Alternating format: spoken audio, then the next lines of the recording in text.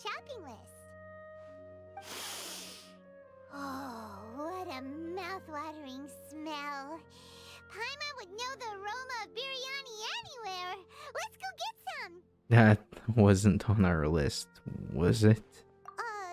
We can still add it to the list. No, we can't add it to the list. I don't got money, Paimon. Well, if it isn't the Traveler and Paimon. Wasn't expecting to see you here. Hello there. Oh, it's been quite a while. Huh. So you two are still hanging out together. Dehya, didn't you say last time that you were gonna head back to the desert? I said I was going to resign from being her bodyguard, not that our friendship was over. We're still the best of friends. The Holmayanis also still post jobs from time to time. Their pay is always generous, so me and the other mercs never pass them up. I told Deyha to just stay at our place when she took one of those jobs a few days ago. My parents were delighted. They even said that it always felt like we were missing someone whenever Deyha wasn't around. That sounds like something they would say, all right. They're always so welcoming. Anyway, the job is already taken care of, so I was gonna head back to the brigade as soon as I finished a little shopping.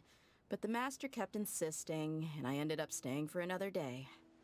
You can stay for as many days as you want, Deyha. Father hasn't even gotten around to treating you to his best dishes yet. You know I'm not the kind of person to stay put in one place like that, my lady. Don't worry, though. There'll always be next time. What? She said they'll treat you to the best dishes! Paimon can't believe you can still refuse that! But wait, didn't you say last time that you would take me on a trip to the desert? Why don't you just take me with you today, when you leave? There are so many places I still haven't visited yet.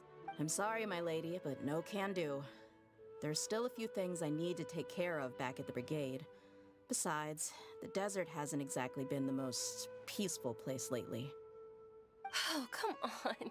Not this again. That's also what you said last time and the time before that.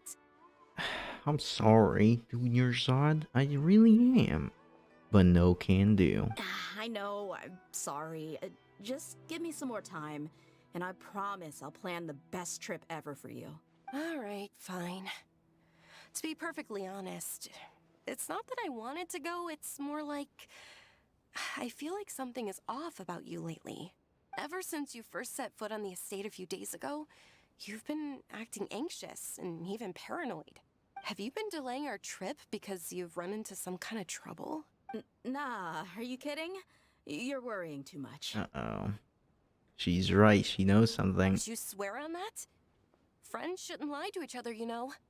I wouldn't pry any further if you're willing to swear on what you just said. But if something really is bothering you, then just tell me. You know I'll help you however I can. Oh, looks like Junior Zod was onto something. You're too perceptive, my lady. Seems I can't hide anything from you. Oh, yeah, definitely. Paimon was right. I just thought that nothing good could come out of telling you about the messy happenings of mercenaries. Knowing too much only leads to more trouble. Mercenary life is a dog-eat-dog world where Mora reigns supreme. Everything operates on a completely different set of rules. That doesn't change anything about what I just said, though. We're still friends, and I can only support you if I understand what's bothering you. My lady, you're not gonna stop until you drag it out of me, are ya? All right, I'll share what I know. Let's go somewhere else first. This isn't exactly the best place for a discussion. Yeah, sure. Okay, let's talk here. Just try not to draw any extra attention. As you may already know, the Eremites have both a lot of mercenaries and a complex organizational structure. Many mercs are no different than me, just going around looking for jobs to earn some mora.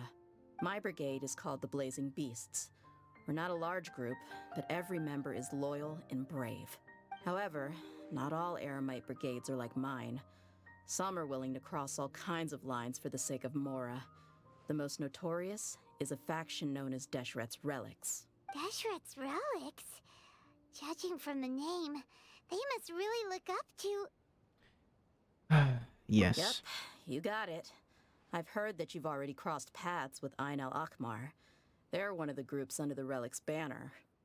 Oh my goodness, yes, we have crossed up on Ain al-Akmar bands before. Oh, you mean the group that tried to sell us the divine knowledge Yes, that capsule. one. Yeah, they weren't friendly at all. Yeah, they were kind of. They were kind of. They were kind of evil. Deshret's relics is composed of many smaller brigades like Ain al-Ahmar. The relic's headquarters issues orders to all brigades under his control. On any other day, I would want nothing to do with them.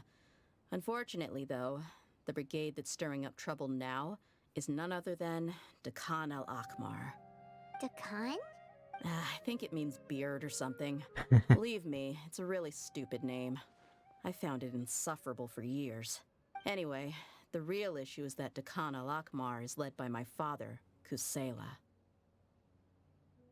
Let me get this straight. That's the issue. Say what My one's flipping out, boys. I think I'm starting to understand your anxiety now. But what did they do? I won't go into details, my lady, but they've been involved in a lot of violent incidents.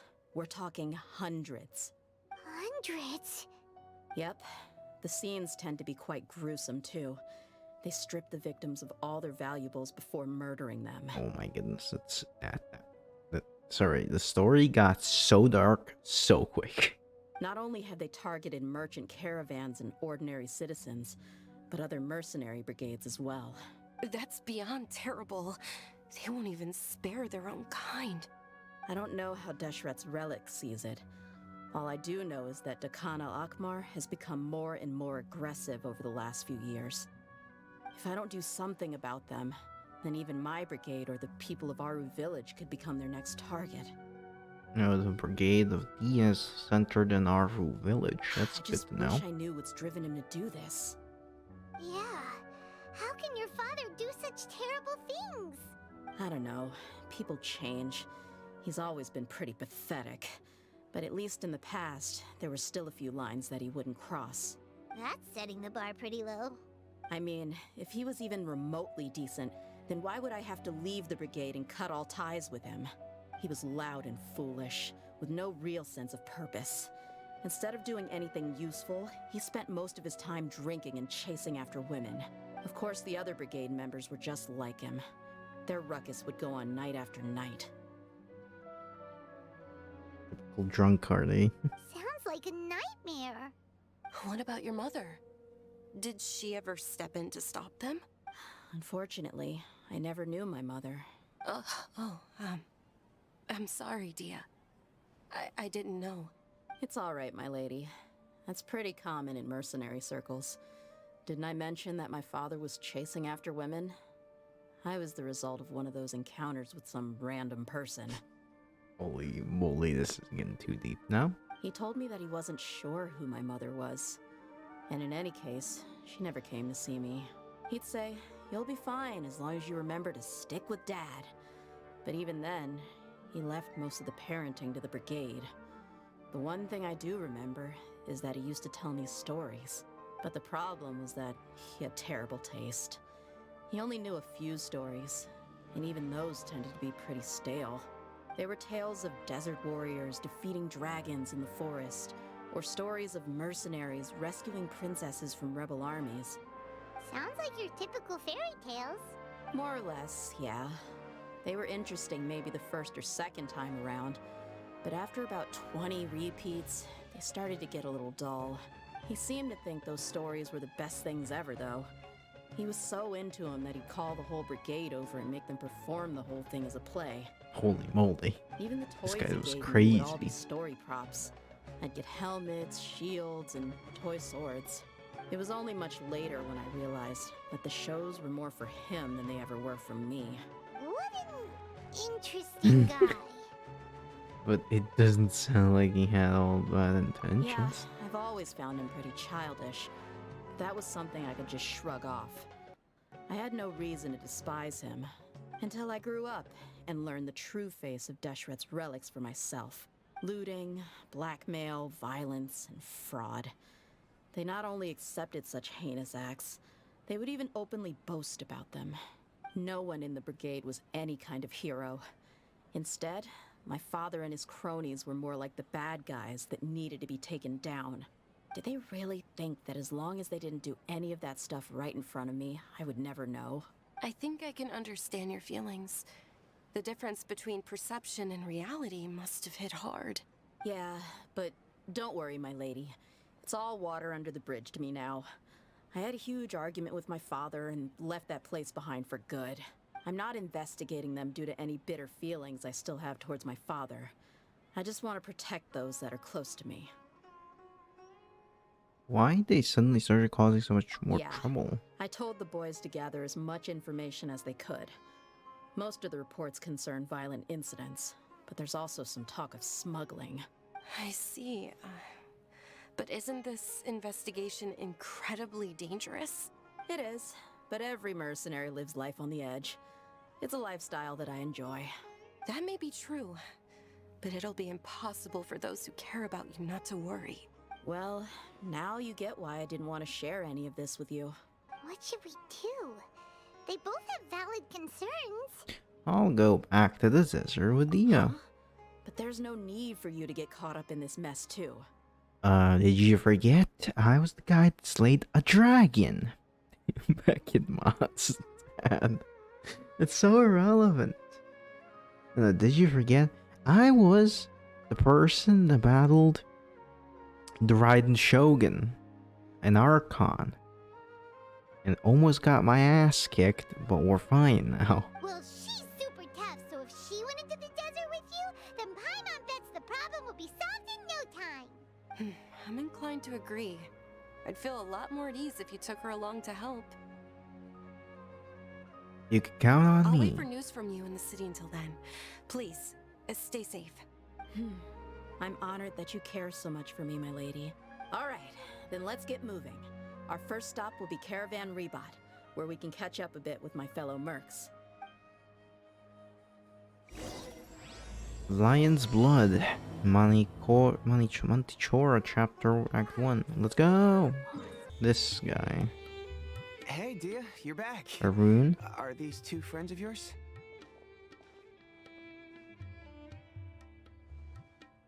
I just deal with my life. Oh, so you've already become like one of us then? Well, that's good to know. I wouldn't, but sure. Anyway, since we've got a newcomer, let me fill you in on what the Khan al-Akhmar's been up to lately. They've become extremely aggressive. Apparently, even their own now have become acceptable targets.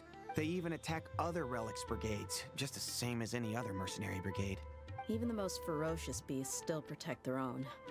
And it sounds like they've thrown that straight to the wind. That's right. Once they've collected enough loot off the other mercenaries, they sell it off to a different brigade, or turn to merchants on the black market. A portion of their profits is immediately exchanged for more food and weaponry to be used in their next violent operation. That's terrible. Yeah, and it really makes you wonder why they're so desperate for Mora. A few days ago, Isham and I trailed them for a while, and even disguised ourselves as merchants to conduct trade with them. We were able to learn a few things from the exchange. Rather than saying they're out to plunder and hoard Mora, it'd probably be more accurate to say that they're experiencing an internal power struggle. Wait, a power struggle? You heard me right. The vast majority of their victims are mercenaries from the other brigades of Deshret's relics. If their only goal was Mora, they could have gone after anybody. The targeted nature of their attacks points to a power struggle between the different brigades within the relics. That's the only plausible explanation we have. Unfortunately, we weren't able to find out anything more specific. It seems they're also trying to keep things under wraps. Oh, one last thing we discovered was that over the past few years, as the Khan al-Akhmar became more and more active, Deshret's relics as a whole became a lot weaker. They were able to cause so much damage.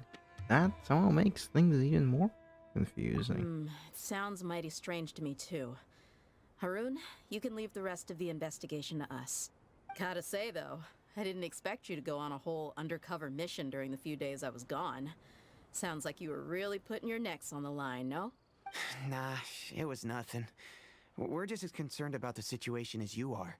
The Khan al-Akhmar is your father's crew after all. What he said. Besides, Dehya, haven't you done more dangerous things than all of us combined? What we did is nothing compared to your experiences. Yeah. And while they went to talk with Khan al-Akhmar, I took a look at the last camp they attacked.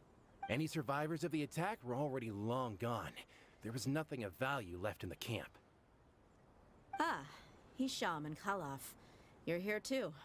We rushed over as soon as we saw you come into Hisham. Caravan Rebat. Hishan. Although this new friend of yours looks a little green behind the ears, I'm sensing a special vibe from her. Okay. Now that we know you'll have a capable partner with you, we can also rest easy. Hey, what about Paimon? Feel anything special? Oh, you're also planning to tag along with them? Of course! Paimon is the traveler's most important guide. Wherever she goes, Paimon will follow. Oh. In that case, then you'd better take care of her too, Deyha. Underestimate Paimon?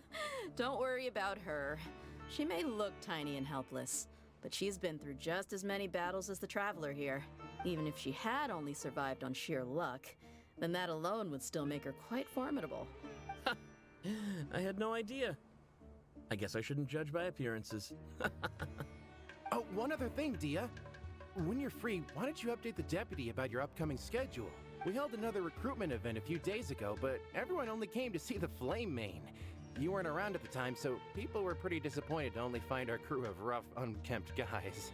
The deputy put a lot of effort into the event, but it was basically for nothing. Only a few people chose to stay, and that really got to him. Sorry to hear that. I'll be sure to bring him some great liquor next time. I left in a hurry and I couldn't make it back in time for the event. Gotta admit, I can understand their disappointment, though. You're our brigade's main selling point, after all. Now, if only the deputy could figure out a way to bring a few more smoking hot members into our ranks. That's what he has to do, right? Keep dreaming. Remember the last time I invited a couple gals into the brigade? You all just froze up with your mouths gaping like a bunch of scarecrows. I know why this gets me, The but awkward it's so silence funny. and weird expressions left quite the impression on them. They were originally interested in joining us, but after that, they both told me they were too uncomfortable to stick around. Yes, because everyone's just looking at them for no reason. Hey, didn't we agree to never bring that up again? No. Huh? Wait, are you serious? Why have I never heard about this? I don't think you were part of the brigade yet. Are you kidding me? I missed a once-in-a-lifetime moment like that, and you weren't even gonna tell me? All right. We can tell you about it later. Now's not the time. Hey, don't you try to change the subject. You and Hisham get your butts over here and tell me everything right now. Are they always like this? More or less. There aren't many rules or graces when it comes to mercenaries. We're used to just speaking our minds. If someone starts getting under your skin, you just yell right back at them.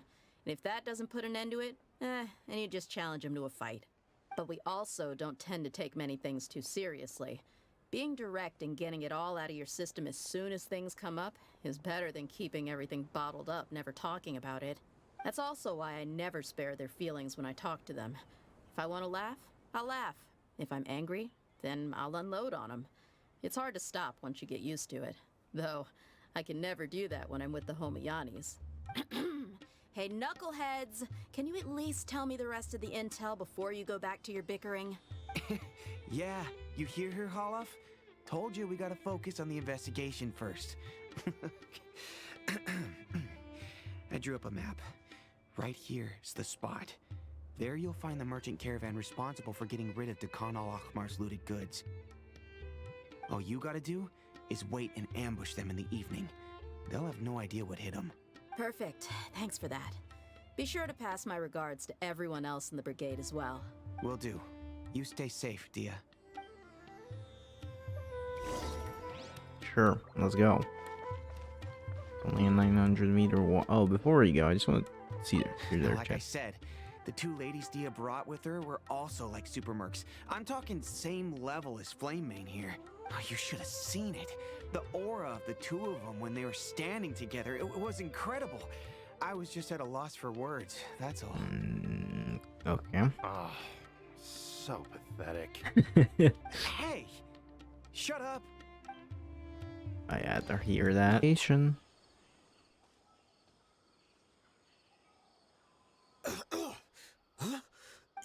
You're the Flame Main. Good. That saves me an introduction. All right, time for a little talk. Are you buddies with Dakana Lakmar now? Tell me, what are they after? You know the code of being a mercenary just like everyone else. The first rule is to never divulge key information about our employer. What makes you think I'd talk? That might have worked on an amateur, but I know you're just looking to protect your reputation. Think about it, though.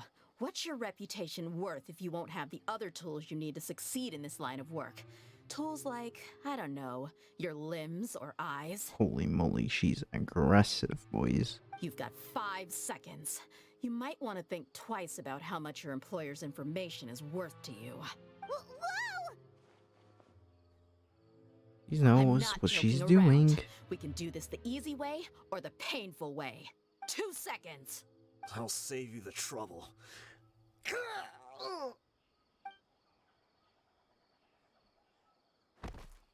Huh? Are you crazy? He tried to bite off his own tongue. Quick, search the area for any first aid supplies. What? I definitely didn't expect him to go that far. Thankfully, the wound wasn't too deep, and he just passed out from the pain. Holy moly, what happened? But why would he be so extreme? I just wanted to test his mettle. You can get a lot of mercenaries to talk just by threatening them. I didn't expect him to be willing to go through so much pain just to deny us some intel. Well, he's out cold for now. We could wait for him to wake up, but maybe it's not a good idea to interrogate him any further. What should we do? Yeah, don't worry about it. It'll be a waste of time to interrogate him again after that. He might just hurt himself again if we start asking. There are lots of goods around here. Let's search the area. Maybe we'll be able to find something. I'm really sorry. That was really weird. Examine the box. There are some weapons in the boxes, as well as a bunch of medicine and bandages. It seems like the Dakana Lakmar is really up to no good. Yeah, sure. There are a lot of daily necessities like food and water in the boxes. It doesn't seem like there's anything noteworthy. Sure. Backpack? This is where things get interesting. We found a piece of paper with a bunch of names on it. Maybe it's a record of something. Or maybe it's a target list. Let me take a look. If this really is a merchant caravan, they should have a record of their transactions. Yep. I see an entry for Dakana Lakmar right here. Kusela, Idrisi, Bashar, and Takriti. All familiar names. Dakana Lakmar has been trading for a hefty supply of food, weapons, and medicine. It seems that in the past, they used to receive some canned knowledge as well. This caravan is just one link in their logistics chain. Once in the rainforest, the caravan will exchange the looted goods for Mora, and the funds will then be passed to a specific person. That person will then pack the caravan full of necessary goods, which will then be brought right back to Dakana Lakmar. Wait, why is there no Mora value recorded for the final transaction? No value? Yeah, every transaction before the last one was marked with an exact amount of Mora, but the final one, where they paid for everything to be brought back to the desert, was simply marked as delivered. Maybe the more months just happened to cancel each other out. Perhaps. But they couldn't have known how much they would make off selling the loot. Do they not care about profit margins at all?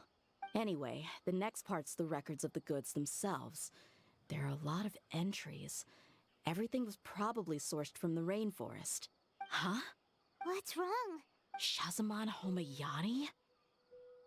Oh my, this hits hard. Homayani?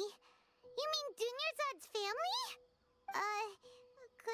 Could it just be another family with the same last name? No. I'd be surprised to find someone with the exact same first and last name.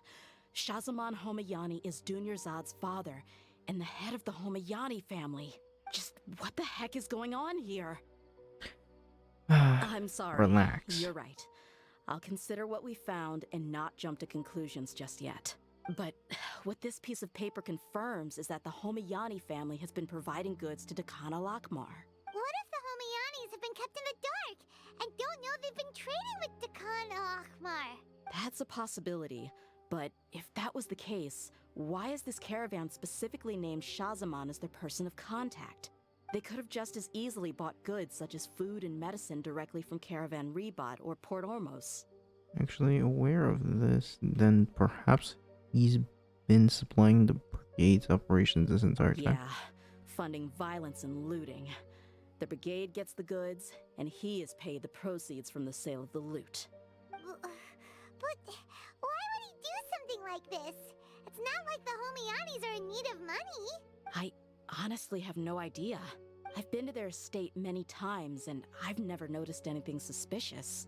The only potentially large expenditure I could think of would be the treatment costs for Dunyarzad's Elazar. Maybe they borrowed a lot of Mora in the past, but that's still just a speculation. I don't think the Master would stoop so low to make Mora.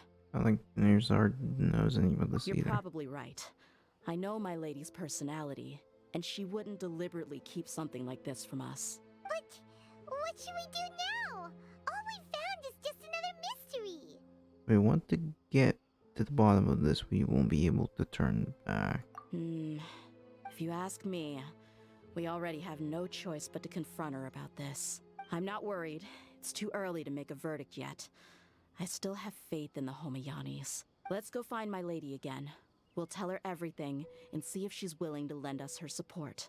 If we're lucky, we can not only figure out the mystery of this paper, but also follow the trail of breadcrumbs to the people responsible at Dakana Lakmar. Dehya, are you sure this is the best decision?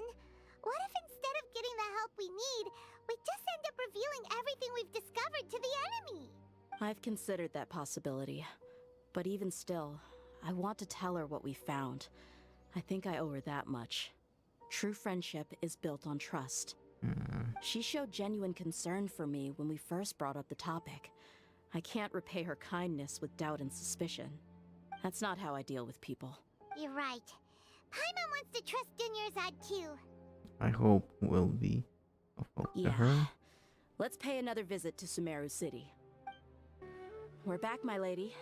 Oh, you're back a lot sooner than I expected. You mustn't have run into any trouble then. Well, how did it go?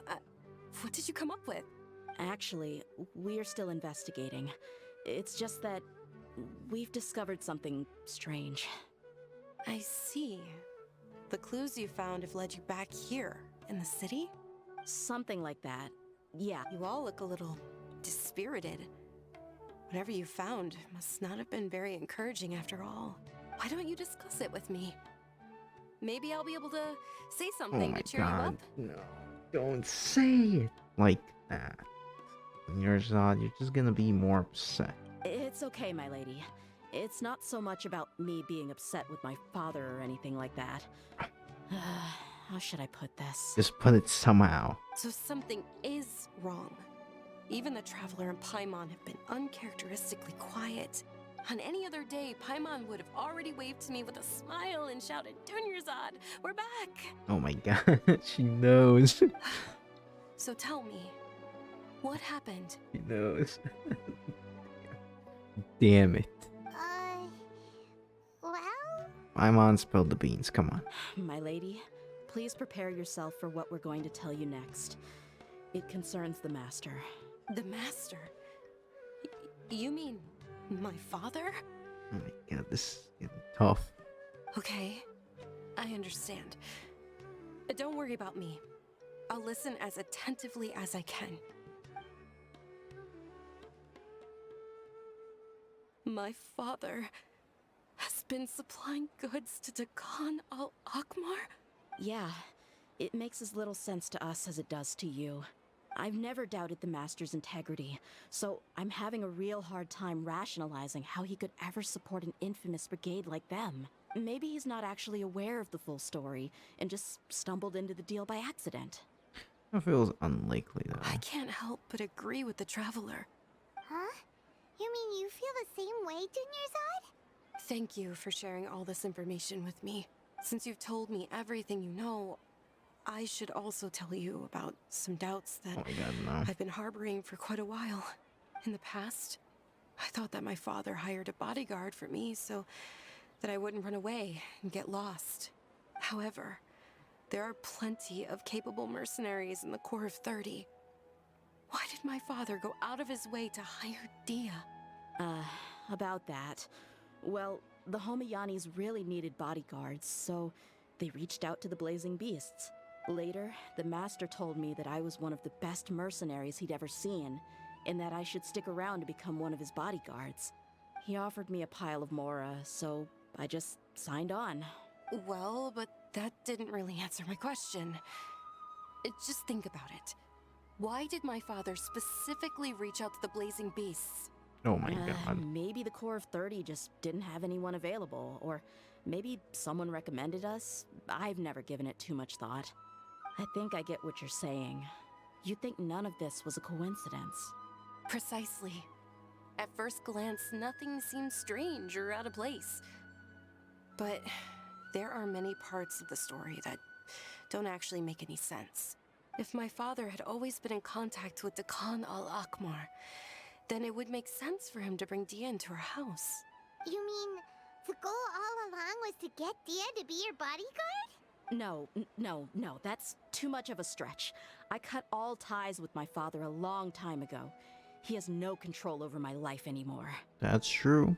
But that still doesn't rule out the possibility that your father has still been trying to influence your life without you knowing. So, the Master was not likely an innocent victim in all of this? That's what things are looking like at this point. Sorry we put all this on you so suddenly, Dunyarzad. It's okay, Paimon. I should actually be thanking you. Regardless of his reasons, if my father has truly been funding a violent group of mercenaries, then it's my duty to bring him back to reason. But is that really the right thing to do? My father has committed many atrocities and deserves all the punishment that he has coming to him. I have zero sympathy for him. You may call me an ungrateful child, but my feelings will remain the same. However, the Homayani family has treated me with nothing but generosity and kindness. If we decide to investigate this further, we could end up implicating the entire Homayani family. I would be biting the hand that's fed me over all these years. Deyha. It's all right, Deyha. If anyone were to ask, you could always just say that I'm the one who instructed you to get to the bottom of this. You don't have to do that, my lady. I'm not conflicted because I'm afraid of taking responsibility. Besides, you're the one we should all be worried about right now. Hey, it's still too early to give up hope. What was that thing about friendship again? Paimon literally forgot. Your friendship is built on trust. Right, yeah, There. trust. You said that yourself, Deyha. Besides, there's no point on getting all riled up before we've confirmed all the facts. If your trust hasn't been misplaced, then he probably has many conflicting feelings as well. Thank you, everyone. That makes a lot of sense. I guess I should always remember the trust that I've placed in people. In which case, my lady, could you ask the Master to come out and have a chat with us? Sure thing.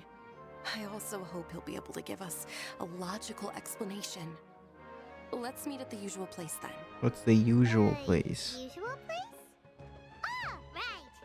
The usual. Thank you for coming, sir. Please allow me to introduce these two. This is the Traveler, and next to her is her travel companion, Paimon. Ah, yes, my daughter has mentioned them from time to time. It's a privilege to finally meet them in person. But we may skip all the pleasantries for now.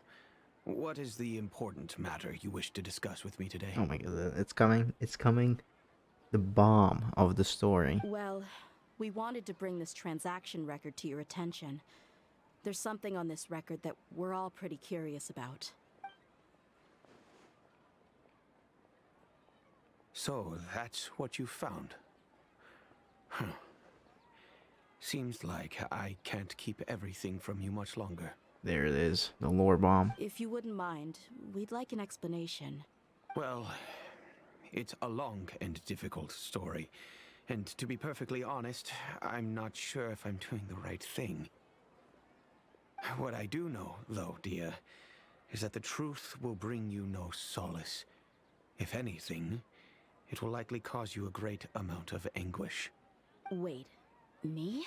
Yes, I understand perfectly why you came to see me, and I am touched by your collective commitment to do the right thing.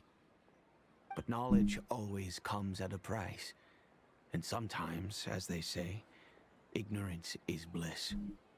Your father, Kusela, and I both believed that. Of course, you have the right to seek and learn the truth, but I must warn you, the facts of this matter may reduce everything you've built for yourself into sand, blowing in the wind. Holy moly. If you must proceed, then Kusela's heartfelt efforts will also fade into the wind like a fleeting mirage. His heartfelt efforts? I'm sorry, sir, but I'm not sure I follow.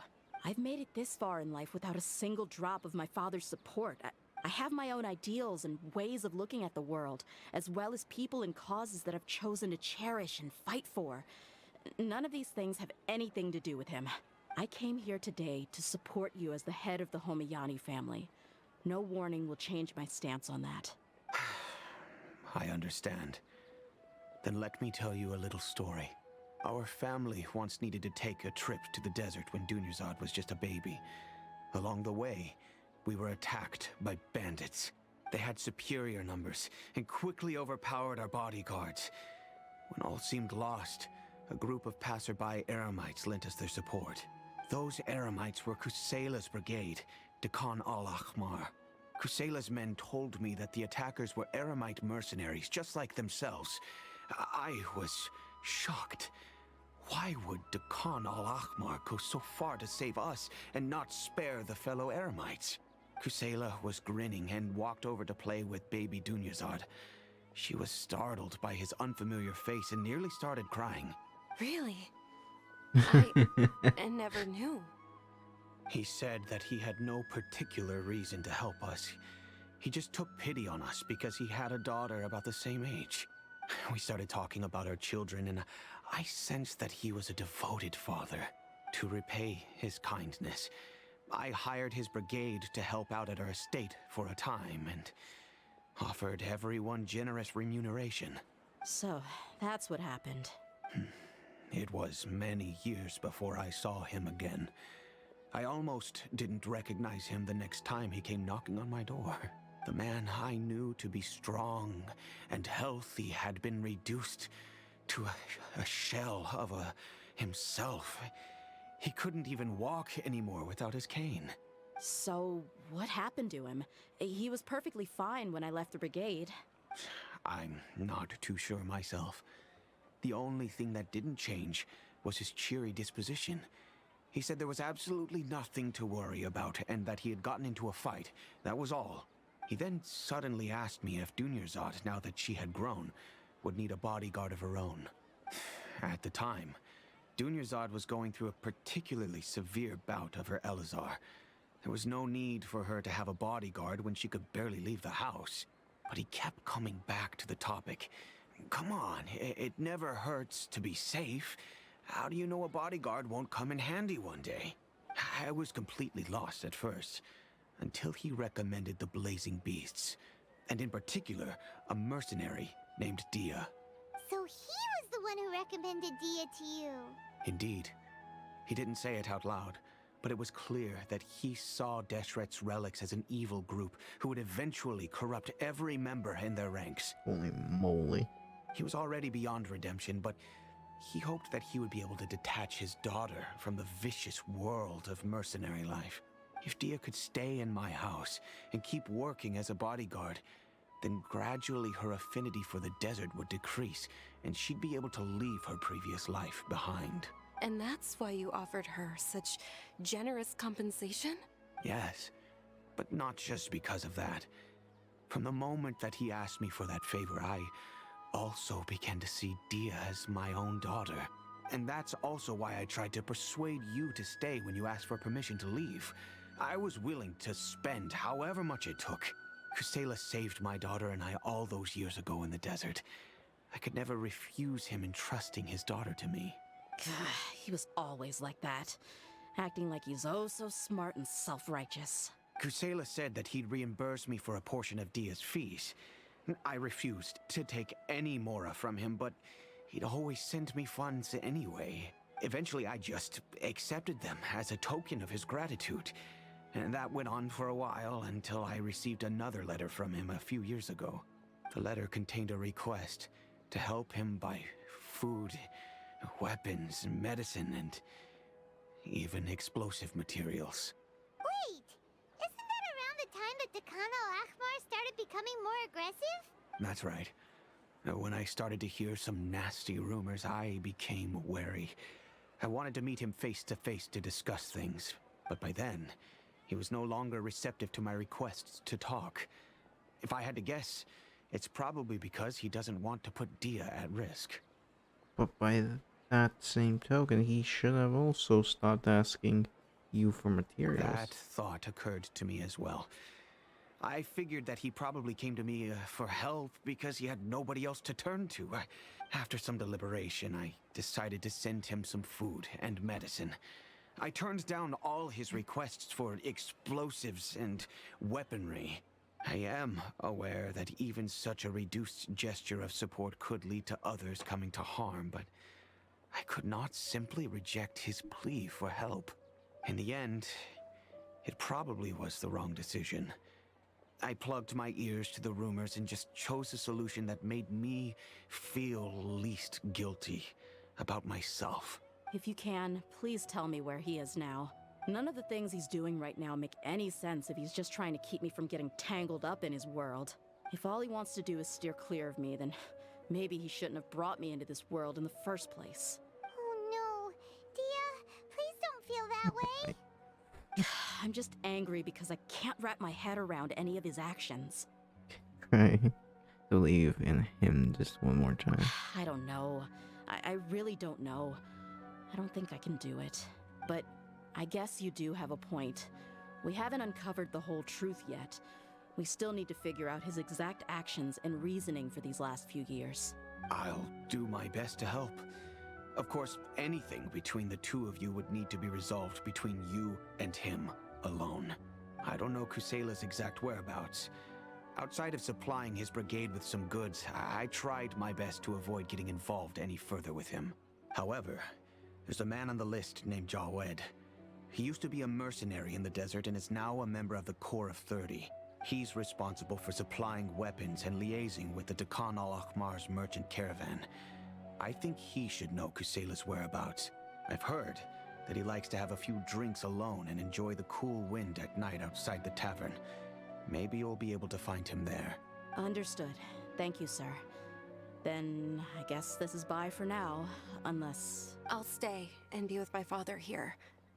To be honest, I'm still a little dazed and haven't finished processing everything quite yet. My father has indeed done something wrong, but if I think about it, I'm also not sure if there was a right way to handle this problem. I feel like our only course of action is to turn everything we know over to the Corps of 30 and let them render judgment. Yes. I am prepared to accept whatever verdict they choose. It's time to face my mistakes. Hold Huh? Who are you guys? I know what you've been up to. Smuggling weapons to violent brigades in the desert while working for the Corps? Pretty bold, if you ask me. Shh. Keep your voice down.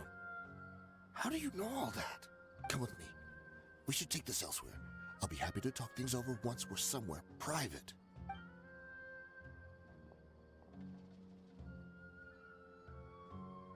This place should do. All right. Back to my question. How did you all know about me? Don't worry about that for now. You know what kind of punishment you'll face once we report you to the Corps, I assume. Wait. There's no need to jump the gun. Let's talk this out. What are your terms? So what's in it for you anyway, Mora? Probably.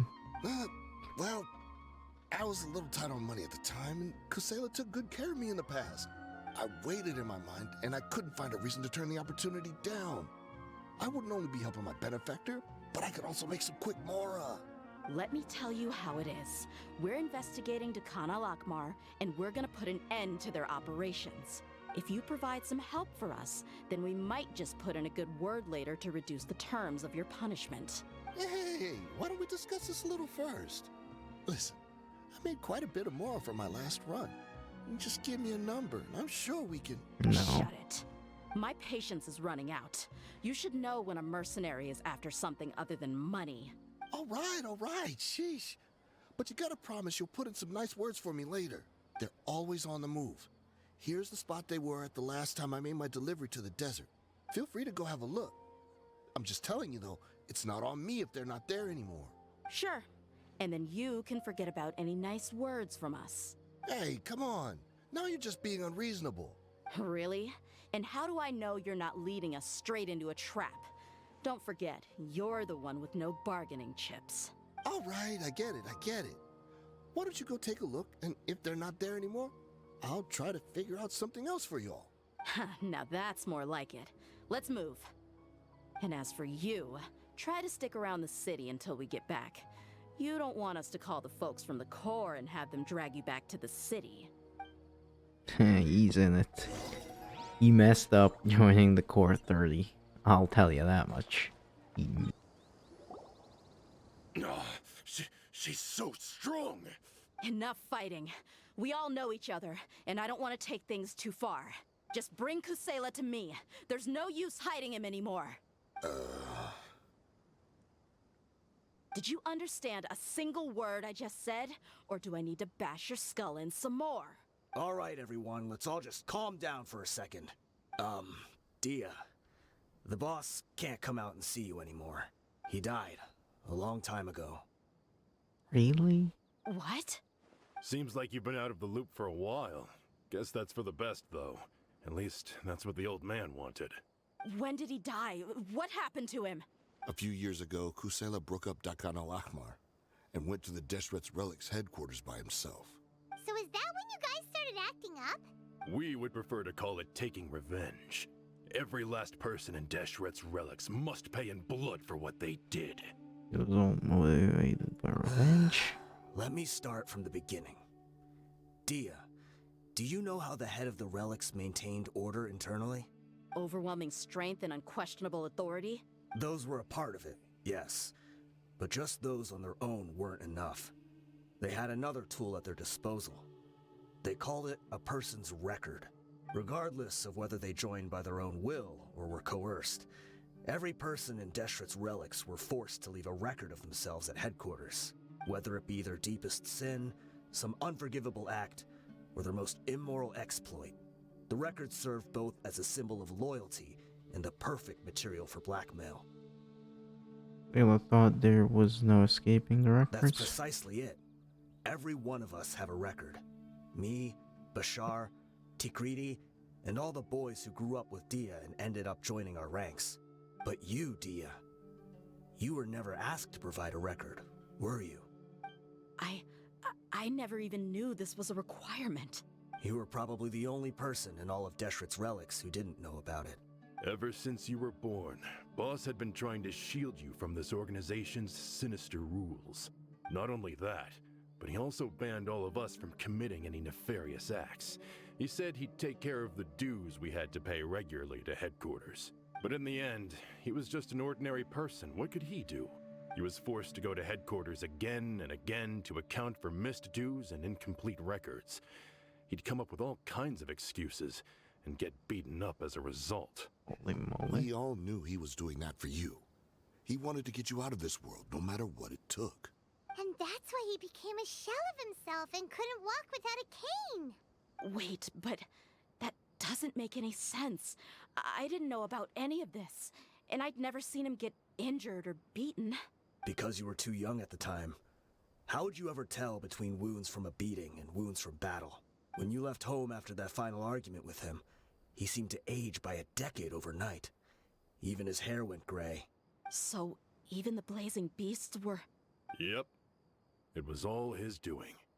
Had he not arranged them to come to you, you probably would have been reduced to a pulp before you ever left the desert. A few years ago, Boss said he needed to make another trip to headquarters.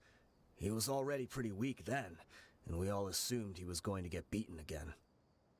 I suggested that he hand the role of leadership over to me, but he said there was no longer any need, since the Khan al-Ahmar would soon be no more.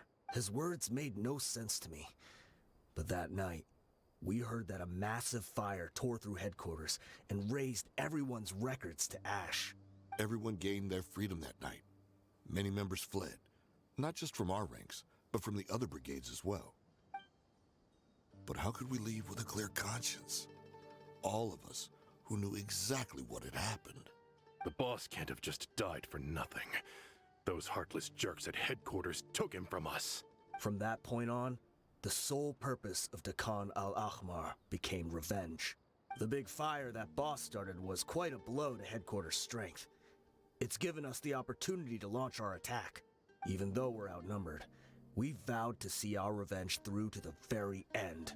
Deshret's relics haven't been the only victims of your revenge. There were people from headquarters who changed their names and went into hiding. Some fled to other brigades, and others escaped to the rainforest. But we won't let any of them escape our wrath. They'll all pay for what they've done. We've suffered plenty of losses as well. To keep going, we need an enormous amount of supplies, from food and medicine to weaponry and explosives. All we can do is exchange our loot from Mora, and then use that to get supplies. We forged Boss's handwriting and sent out many letters to his former friends. Thankfully, many people were willing to come to our aid. We were also able to attract many mercenaries who shared our goal. We've endured unspeakable pain to win many impossible battles. Deshret's relics have become weaker and weaker, and now we finally have an opportunity to directly strike their headquarters. Paimon doesn't know what to say anymore. And neither do I. Responding to more violence will only cause more pain. Do you have any idea the amount of damage you've done? We do know right from wrong, but we were sinners from the very beginning. We do not deserve the freedom that the boss won for us with his life. Boss always loved his old-fashioned hero stories. Those tales about sacrificing yourself to save the world. We used to always laugh at him for it. But in the end, he really went and lived those stories out himself. As for me, I never considered myself a hero. We're all the lowest of the low. We have no right to even imagine such an existence. But maybe those hero stories he liked foreshadowed everything that was to come. The spirit of the hero touched all those he had saved, and more people joined his cause. Maybe we were all just acting along with the play in the beginning. But as we acted the parts and recited the lines, we were drawn in. And now, we want to see the story through to the end. I'm sorry, Deyha. I know you always found us insufferable ever since you were young. Just think of this as a madman ranting. I'll go with you. Huh? Deyha? You want to go with him? I grew up with these guys, and I know they're not bad people. It's just that some situations get so bad that it's difficult to tell good from evil. All I know is that Deshret's relics must be destroyed. Furthermore, I want to go see the place for myself. I want to know if my father is still there. I know you don't want to get involved in this, so there's no need for you to tag along. I can do this on my own. Yeah. We're going. Paimon feels like we'd only regret it if we don't see this through to the end. Thank you. We'll be a lot stronger together with you. I bet Boss would lose his mind if he ever knew you'd join us at the very last moment like this. Considering all the losses and injuries we sustained, we can't afford to turn down someone as powerful as you. He can think whatever he wants. But the fact is, I owe him this much. Wow. Paimon didn't expect it to look like this on the inside. They should all be holed up in here. Don't know how many people they've got left, though. Who cares? We'll round up all of them. Still, we should be careful. Even if they've only got one shot left, it could still take us out. I've fought through many situations like this before. Yeah, We'll know what they're really capable of once we've landed some hits on them. Deshret's relics may have been a force to be reckoned with before, but their name means nothing now. Yeah, they don't stand a chance with you here. I'll take the lead. I've been here once before. Really now. Before we go, I just wanted to see. Ooh. 90 with 91. I mean, she basically crits every hit, but not that much damage. Although she does have, you know. You are not welcome here. Yeah, we're definitely going. The wind rises.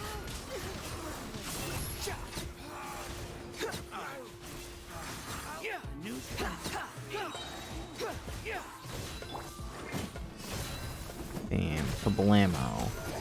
There you go. Sucrose time. Xanax time. Adventure time. And that's my guy. Dead meat. Although this might not be the bestest combo ever. We'll just say screw it. Just the wondrous time to shine. There we go. This way, follow me. We're almost there. Proud? What? Oh, it's our guys. Sure. Let's go. Wait! They went charging ahead without checking for any traps! Hey, you guys okay? It seems like we just got trapped in here. Don't think we triggered anything else. Watch out, the enemy's coming from ahead. Well, now that things have come to this, seems we'll have to fight our way through. Don't worry about us. We knew something like this could happen. Go and take a look around. There could still be another way through. Let's go! We can't let the boss down! Let's check if there's another way! The sooner we can make it through to help them, the better! Let's see. I saw a lot of mechanisms here, so I think I see a way through over there, but it's being blocked by something. Let's try our luck with that mechanism. Okay, let's no. go! Of course, yes, no, of course I have to solve more puzzles.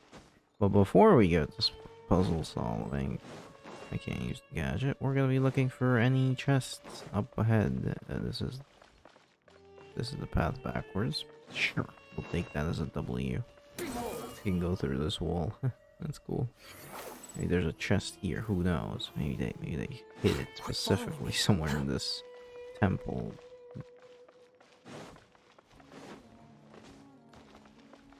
I'm not sure. Yeah, we're here. Raise, change color. I raise, and then change color. Okay, that's, and there's a chest, but there's also that guy.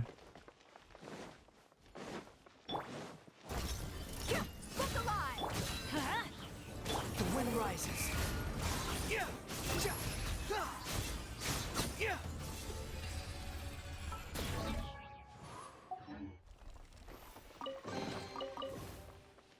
There we go, we are moving forwards.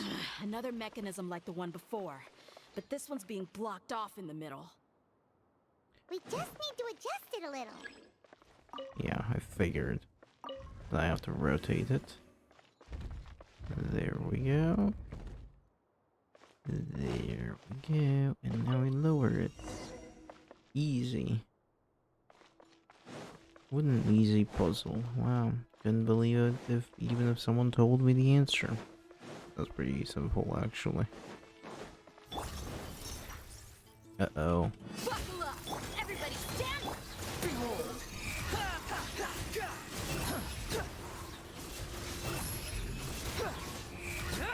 Okay, yeah, we're doing a lot of damage. That's definitely not being an issue. And we're also getting all the chests.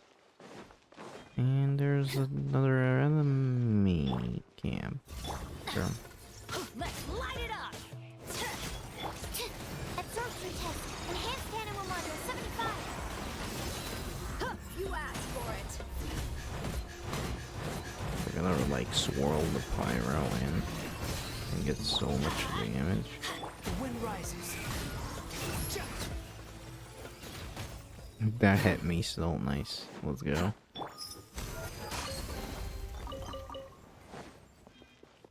We're gaining a lot of money. Okay. Remember how I said that the last puzzle was easy? I lied. This puzzle is not. Hold on. This isn't the yellow, but this one isn't. So just go up and then up again, and then we hit that. We're also hitting this one, but we're also hitting that. Oh, we could change the color. That's right. Following me. The purple. Let's go. Then change color to purple, and then change color to yellow. Green? Yes, definitely. That was definitely the answer. The answer was definitely green.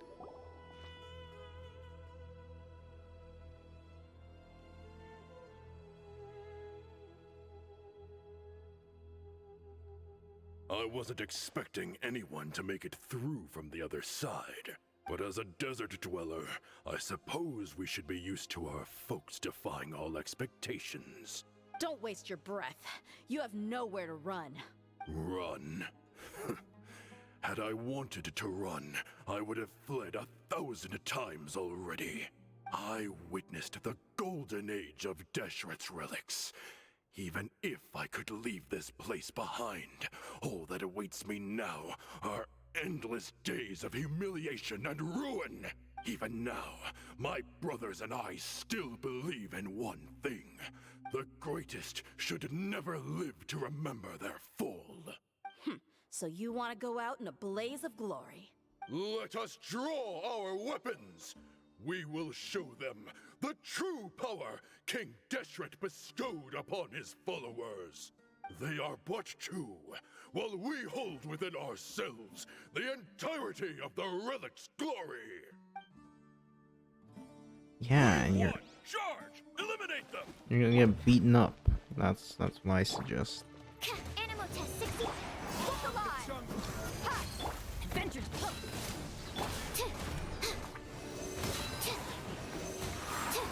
Animal hypostasis. Going in. Where do you think you're going? Don't think that you've won. We're just getting started. That's far enough. Yeah, okay, I'm getting beaten up by this guy. Absorption test. Buckle up. Let them light it up. My patience. Flags up. Observe. Behold. King Deshret will not abandon any one of his followers.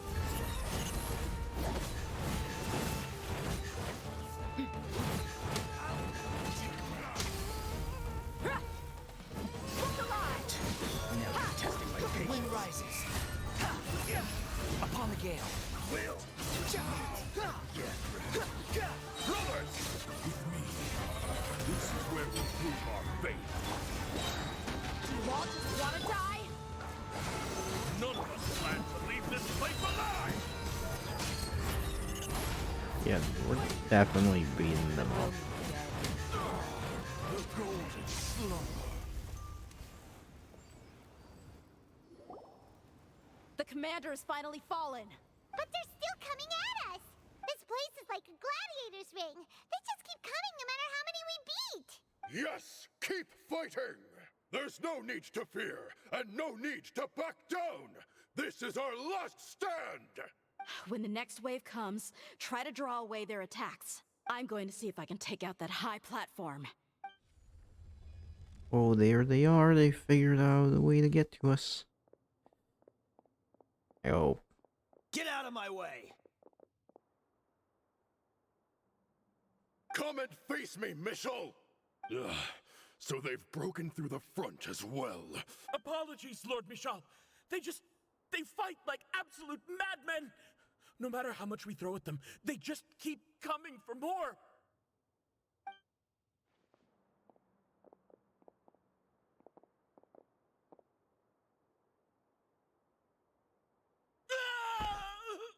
So, it would seem like this is the end.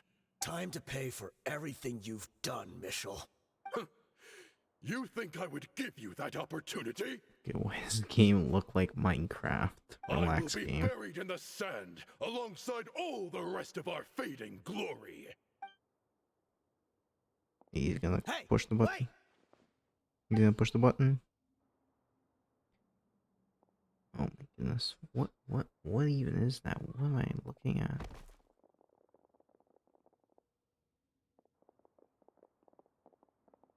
We were too late. It's over. There's no more need to fight. But if you're still going to cling on to your so-called mercenary's pride, then I'll give you all a good beating as well.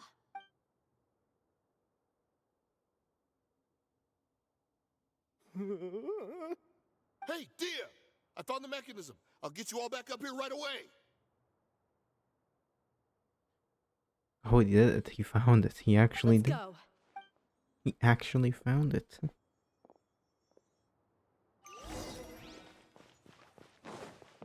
Screw it. Let's go.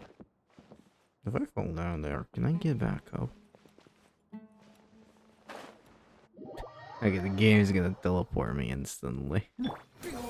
Yeah, actually, I didn't expect that of the game. But that means that there's nothing that we missed down there.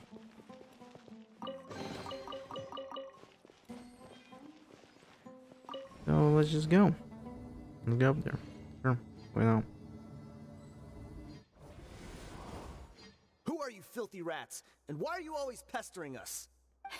You call yourself a member of the infamous Deshret's relics, and you still can't even tell who's made it all the way to your headquarters? Who knows what intent a bunch of rats may have? We try to catch a couple, and you all just show up on the other side instead. How are we supposed to figure out what you're after? Hey, have you ever heard of a man by the name of Kusela? Why would I know? It's not like I'm in charge or anything. This is your last chance to talk. Hey, I said I don't know anything. I'm just an average member here. I'm telling the truth. If you're here to find someone, why don't you look through the records yourselves? Who can remember every name and face with so many people coming in and out every day? The irony. His life became a light for so many, yet to others, it wasn't even worth remembering. Where's the records room? Answer me! It's right over there. All the files are in there. You can go through them as much as you want. It's not like any of them still matter anyway. I mean the old records room. The old records room? You mean the one that got burned down? Kusela. Ah, yeah, I remember him now. The guy who could hardly walk. Watch your mouth. That's our boss you're talking about. He was definitely faking it. We all let our guard down as soon as we saw him come hobbling in. But in the short time it supposedly took him to take a dump, he'd already gotten away and started a fire in the records room. He couldn't have possibly outrun us if he wasn't a fraud. And after that, Deshret's relics fell into complete disarray. Stop wasting our time. Every one of us here is perfectly aware of what he had done. Tell me, where is the old records room? It's just over there. Go see it for yourself if it means that much to you. It does There's mean. nothing left in there but ashes. No human could ever survive that kind of inferno. Bashar, Tikriti, let's go. We'll leave the others here to guard these guys. Spare them no mercy if they try anything. Sure. Let's go to the records room, I guess. Oh, there's nothing here, I'm pretty sure. Yeah, let's just go down there.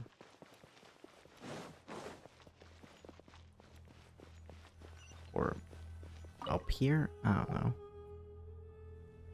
I mean, let's just go in. Screw it. We're going in.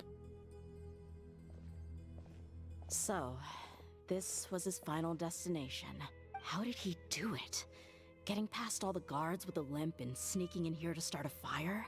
If he was nimble enough to do that, then he must have been able to get out of here after starting the fire, right? Deyha. I'm sorry. I know it's just wishful thinking. Let's look around. Maybe we can find something that's been left behind.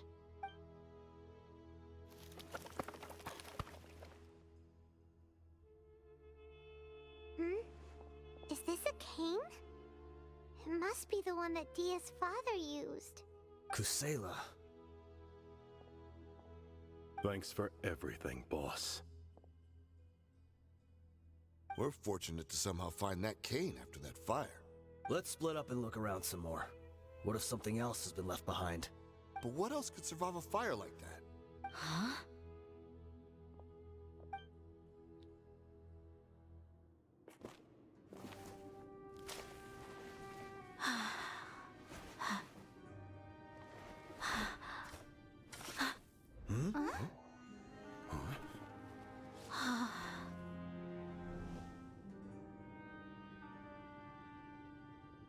Thought so. Wait! Isn't that the toy sword you played with as a child?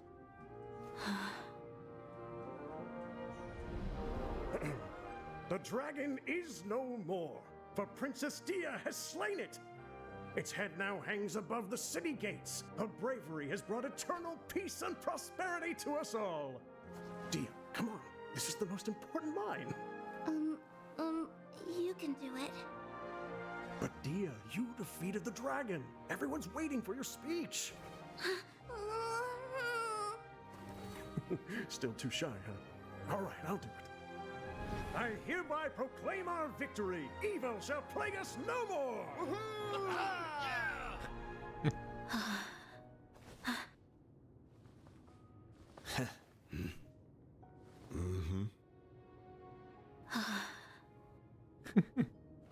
I hereby proclaim our victory.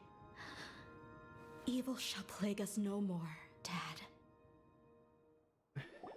Oh, that was so cute. Full story was shared with the Corps of 30, which finally joined the investigation in the name of Soaring Order. The members of Desert Relics were brought to justice, and the members of the Khan al-Ahmar turned themselves in to the authorities. The cane that once belonged to Kusayla was given to Deyha as a part of her inheritance. Deyha was completely silent on the way back to Samara City.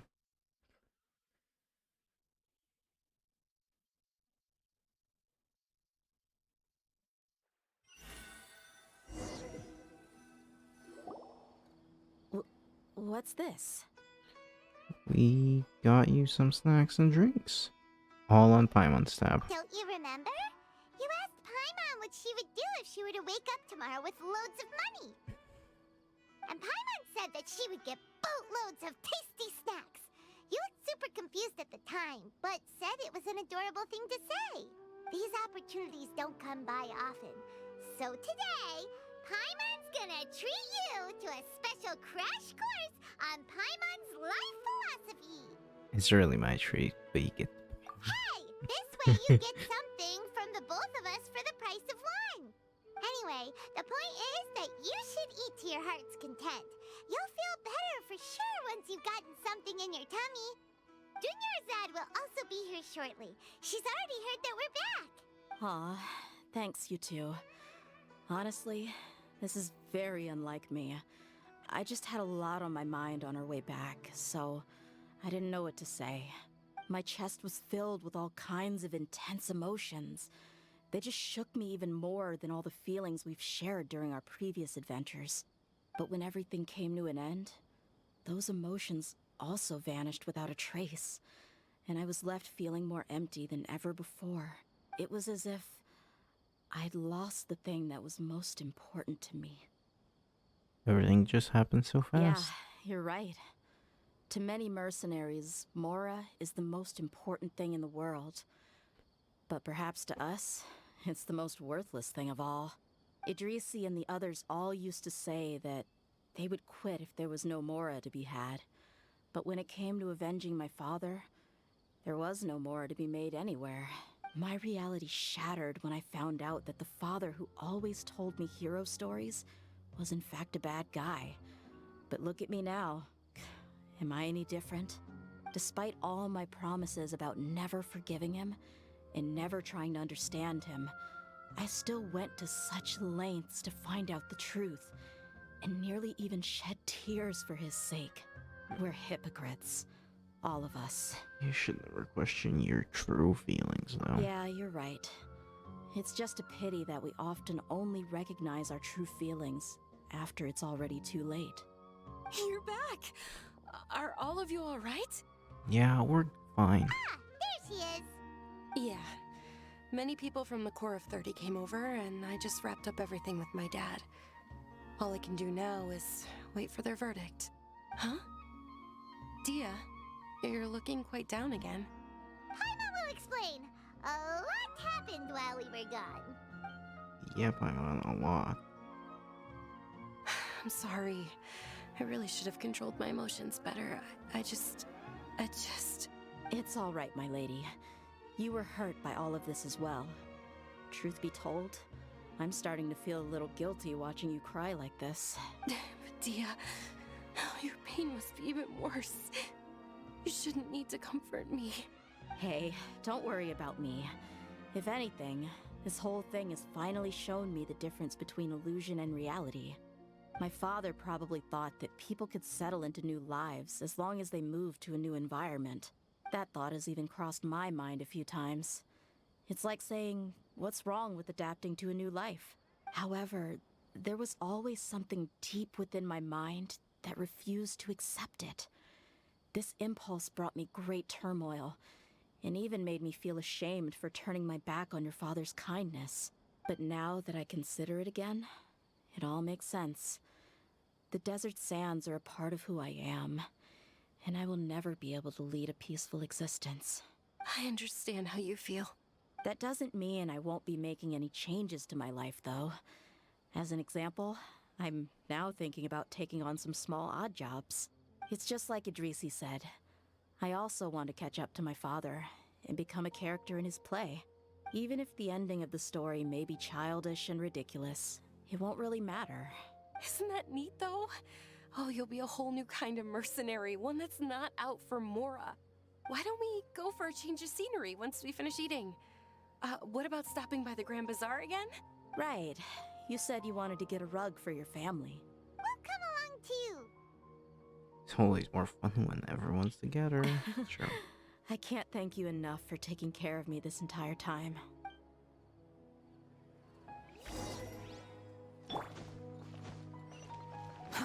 Too slow. Quit following me. Too slow. The wind rises. Quit following me. Isn't this where we saw the Wanderer work back in the 3.3 update? Oh, this rug here is quite something. The craftsmanship is exquisite, and the fabric is also of high quality. Ah, here you are. Finally, I found you. Hey, aren't you that mercenary who bit his tongue? You can still talk? Wait, are you here to take revenge on us? What are you talking about? Do I look like I could take you all in a fight? I just came here to give you something. I'll be on my way to give myself up to the Corps after this. Once I woke up, I hurried to the Khan al-Ahmar's camp, hoping to alert them to your presence. But when I got there, I found no one except the members who were still too injured to move. Ah, so you probably got there after us. Yeah, they told me that they had exacted their revenge, and everyone had turned themselves in to the authorities. Even that last camp was not going to last for much longer. I had joined the cause to repay an old favor from Kusela. Now that everyone's already turned themselves in, I might as well do the same. One of the injured members gave this box to me, and told me that it contained some of the old man's last possessions. Everything left in the camp will get confiscated, so I figured I should get this to you before the Corps could get their hands on it. Thank you. No worries. We are all just living our own truths. There's no need to comment or judge anyone for it. So this box contains everything that Dia's father left behind. Huh. It feels lighter than expected. Oh, of course, Paimon had to roast the box. Well, back in the day, the first thing he did with any Mora was spend it on things like drinks and meat. But let's see what's inside. What's this? It's just a bunch of junk. Ugh, it kinda stinks. Perhaps it's just been left unopened for too long. A handwritten copy of a storybook. The paper's already yellowed, and it looks like it's about to fall apart.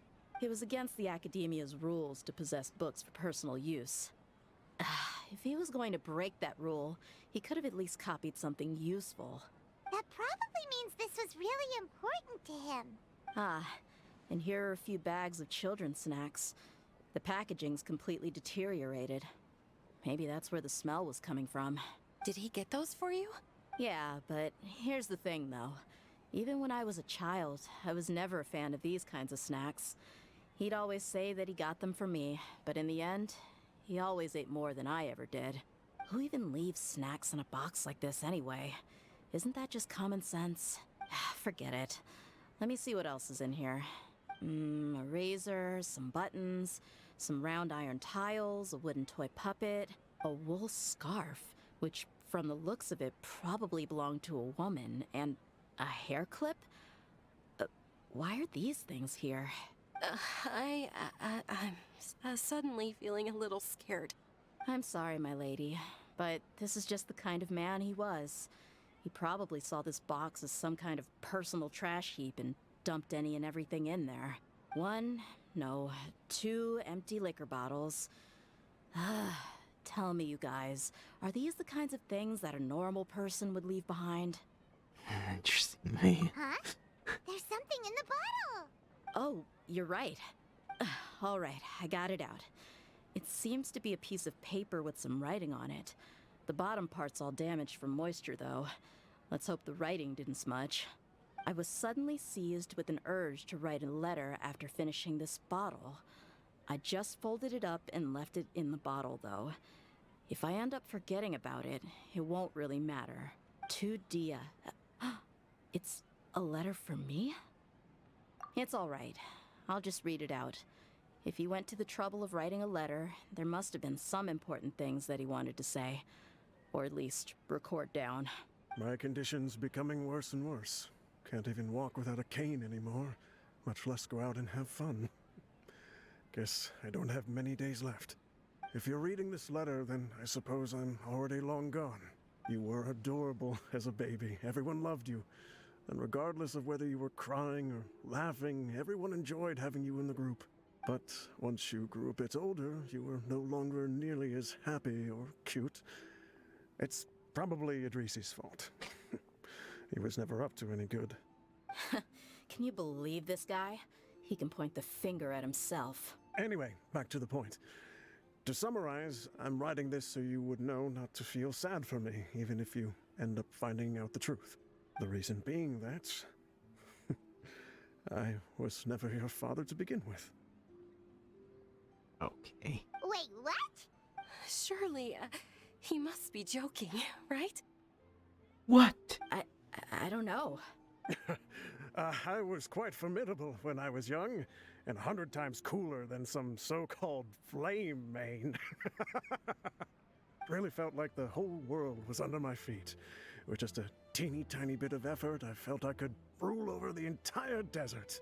But as fate would have it, I went out into the desert for a drink one day and discovered a baby in the sands. It was you. You were just lying there, small and helpless. You were so tiny that if the wind blew for just a little while longer, you would have been buried forever. But your cries were so loud they made my head hurt. Now that I think of it, you really were a bundle of energy. Sounds like he's serious. I told Idrisi and the others that I had slipped up with a woman while out and about. None of them even doubted me. I'm sorry that I had to lie to them for so long, but I really had no other choice. I was their most esteemed leader, after all. It's not like I could just tell them that I suddenly wanted to play at being a father. At this rate, I'll puke up all the liquor I just drank from this bottle. Anyway, Dehya, you possess the kind of freedom and kindness that we could only dream of. As far as how you should live your life, that'll be up to you to decide. That's the end of the letter. In the end, he was still thinking of me as a little child. I suppose, or I would have suffocated under the sand a long time ago.